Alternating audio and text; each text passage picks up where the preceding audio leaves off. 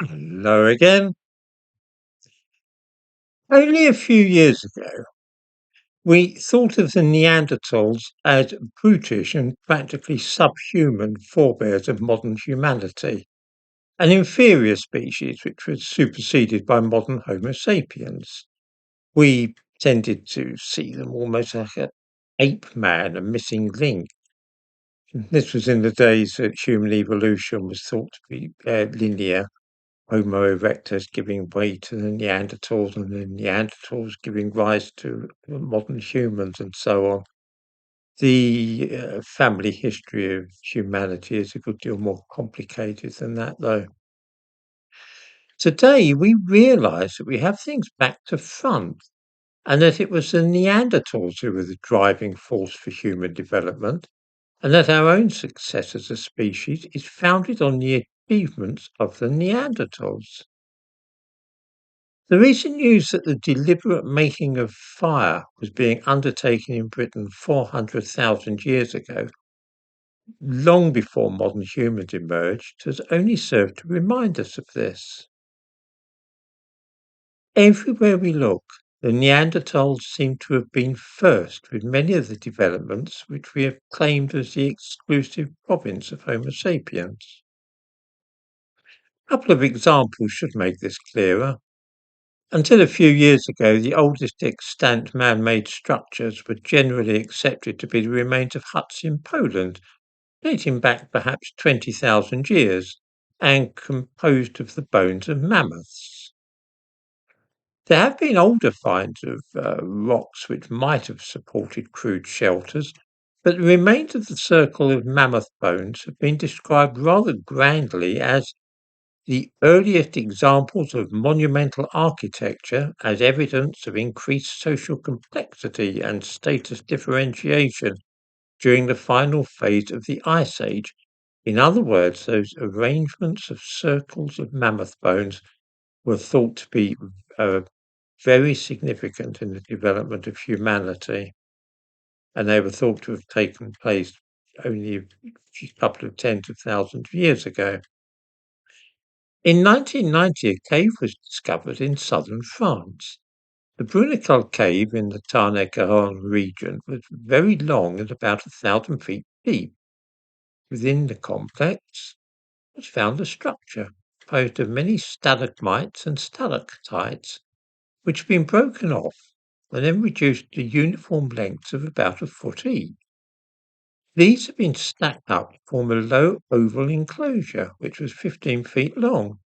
Inside there was evidence of a fire and the cooking of a freshly killed bear. Nearby was another enclosure, this one smaller and more nearly circular.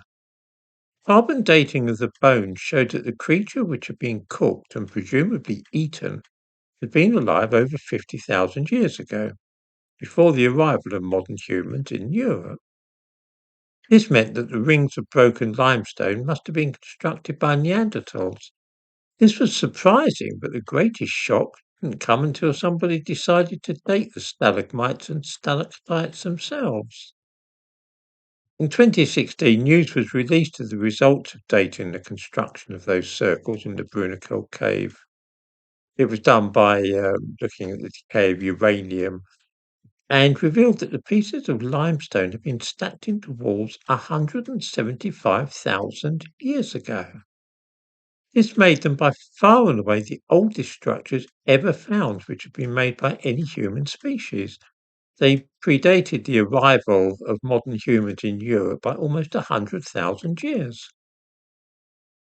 The fact that they had been built in pitch dark, 1,000 feet inside the cave, militated against the idea that these were the remains of huts. More likely is that they served some ritual or religious function. The many of the cave paintings in Europe are in a similar situation, deep in caves which are more or less inaccessible. And all those images have long been assumed to serve a magical or religious purpose. The importance of the discovery can hardly be overestimated. It means that the people whom we have so long thought to be barely on the cusp of humanity were actually building things tens of thousands of years before modern humans. even left Africa. Using the same methods for dating, other shocks came a couple of years later. It was known that very early humans in Africa had scratched lines on a piece of ochre about 100,000 years ago and also made crude patterns on ostrich eggshells, but that seems to have been the limit of their artistic endeavours. In 2018, two archaeologists from the University of Southampton published the result of the uranium thorium testing which they had carried out on cave paintings in Spain. It had previously been thought that the strange ladder shapes and stenciled outlines of human hands were probably undertaken by modern humans.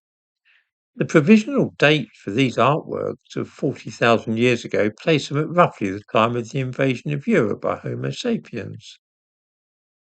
The new and more accurate dating astonished everyone because it gave the date of 65,000 years ago. Two of the paintings predating the arrival of modern humans by 20,000 years. Increasingly, we find that it was modern humans who learned from the Neanderthals and that Homo sapiens only became such a successful species because they interbred with Neanderthals and incorporated into their own genome some genes relating to brain architecture and function.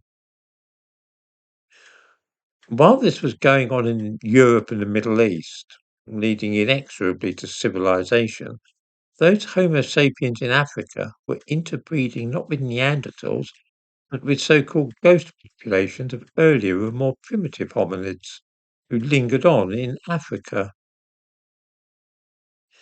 These episodes of interbreeding, on the one hand with the Neanderthals in Europe and the Middle East, and on the other with extinct species such as Homo erectus in Africa, most probably account for the observed difference in average IQ between people of sub-Saharan ancestry and those whose heritage lies in Europe and the Middle East.